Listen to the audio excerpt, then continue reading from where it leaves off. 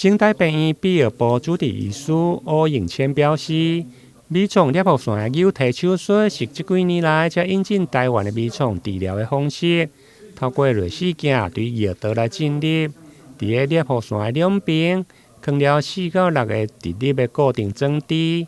將對着尿道的攝護腺向外來扭體固定，就用個緊開，並且重塑尿道的暢通。攝護腺肥大是男性在中老年以後常見的一個問題，會造成尿道阻塞，造成排尿障礙、排尿不順或是頻尿急尿的問題。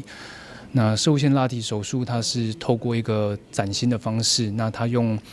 尿道內視鏡在攝護腺裡面放入4到6個植入物，那這個植入物會像拉窗簾一樣把攝護腺往外面固定。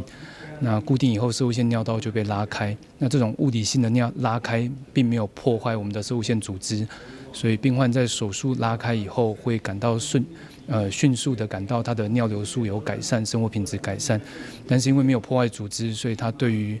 生活的影響，對手術的恢復是比較快速的，比較不影響我們的生活。然後，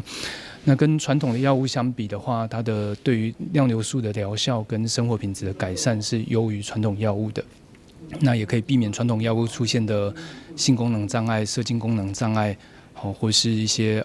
姿勢性低血壓、頭暈之類的問題。醫師表示，甲過去藥物或者是傳統的刮除、鐳射手術比較，這種的扭體物理性的治療，因為恢復較緊，手術的風險相對嘛較低，而且還可用來保留性功能等，提供攝護腺肥大、排尿困難的患者一個新的治療選擇。台灣新聞林根採訪報道。